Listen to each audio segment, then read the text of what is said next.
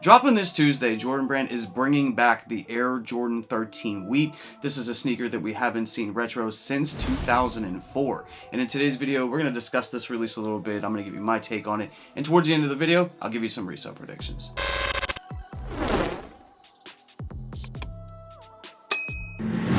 Now the Jordan 13 Wheat colorway, it's not an OG colorway. It's not part of the original Jordan 13s that dropped in the 90s or anything like that, but it's part of like that next generation. You know, those early 2000 sneakers, a lot of the Jordan colorways, you know, we still look at them like they're classics, even though they're not OGs. Now, I remember when the Jordan 13 Wheats dropped back in 2004, it seemed like everybody had them. It seemed like everybody loved them. I would see them everywhere I went, whether it was like the mall or a restaurant or something like that. It seemed like everybody loved the Air Jordan 13 Wheat.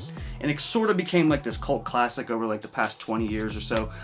Because it's not an OG colorway, it's not one of those ones that like Jordan Brand has like retroed or anything. You know, they only dropped back in 2004. Now, you know, almost 20 years later, they are finally bringing them back. And when I saw them on the release calendar for this year, my initial thought was like, wow, people are gonna love this, because I've been seeing on social media maybe for like the past 5 years or so, people almost begging Jordan Brand to bring back the Air Jordan 13 Wheat.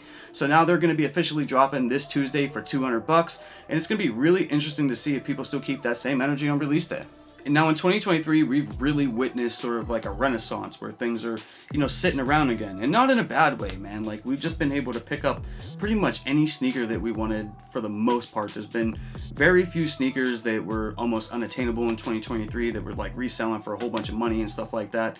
Most sneakers sort of just kind of go under the radar, you know, and like they're easy cops. And that's great if it's something that you really, really want. You know, a lot of sneakers even end up going for below retail, you know, so, you know, we're not even paying like the full, you know, 200 or 210 or 225 or whatever the Jordan Brand is charging for retail and stuff like that. Now, for the Air Jordan 13 silhouette, you know, it's one of those silhouettes that's not that popular. It's not an Air Jordan 1. It's not an Air Jordan 4, it's not an Air Jordan 11. It's not one of those sneakers that, you know, just has like everybody's attention all the time. But people that love 13s, absolutely love 13s, cop them all the time. And it's gonna be one of those sneakers that when these wheats drop, that I feel like only like people that have that nostalgia for this wheat colorway are gonna come out to pick them up right away for retail. For a couple of reasons, probably. You know, obviously that we've just had so many releases. A lot of sneakers are sitting, you know what I'm saying? And Jordan Brand's actually been making a lot of pairs of a lot of releases, you know, 300, 400, 700,000 pairs depending upon the release. You know, we've just been seeing so many pairs been dropping for like sneakers that I don't necessarily know if they deserve those high stock numbers, because the interest level for them is really typically not there when they make, you know, a big stock of a particular sneaker, a particular colorway. Now, one of the things about the Air Jordan 13 that me and my friend were talking about the other day, because he's a huge 13 guy, is, you know, they sort of, it almost feels like they went a lot cheaper on the materials for the Air Jordan 13 over the past couple of years. They crease really easy in the toe box, and once that front toe box gets creased, man, it's a wrap. You know what I'm saying?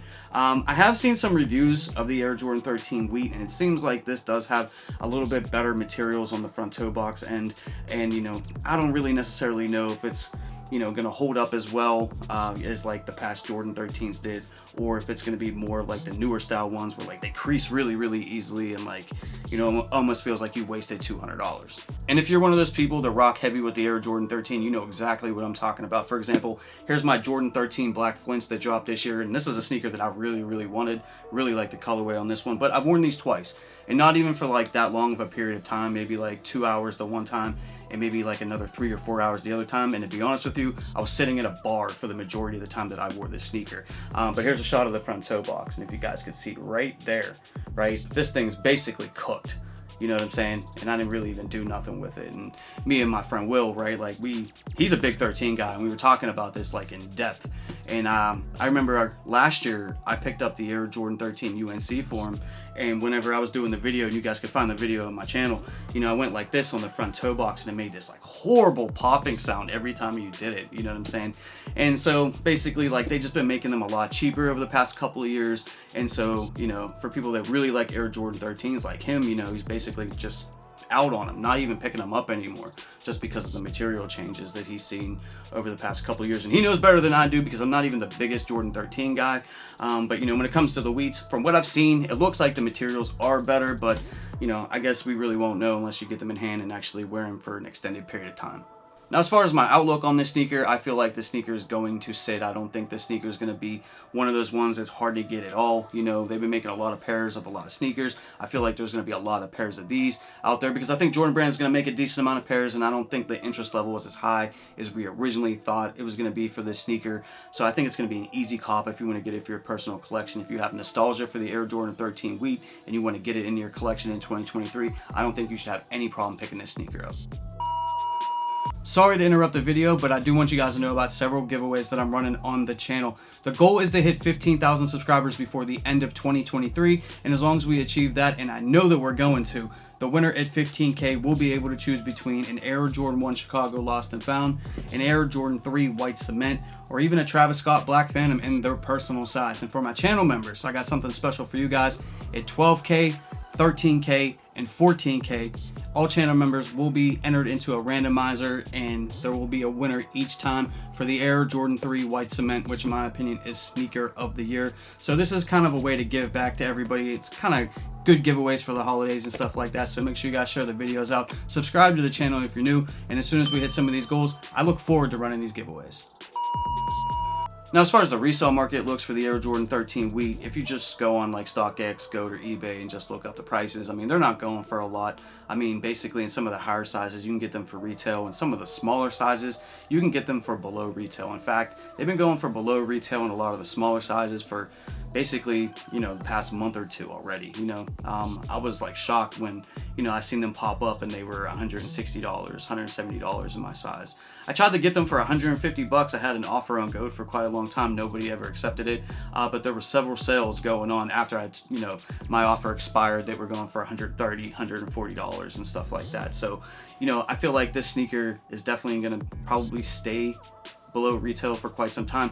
And honestly, I don't even recommend picking them up and paying actual full retail at $200. I would probably wait it out or go on GOAT or something like that and make offers, or just buy them for, below retail and save yourself some money.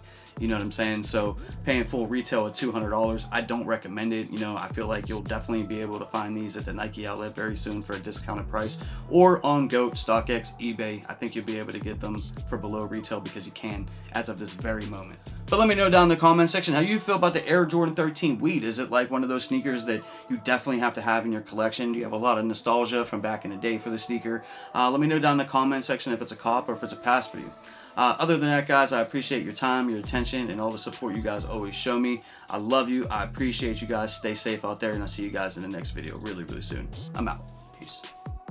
For more sneaker content, make sure you hit that subscribe button and you hit that notification bell so you never miss a video.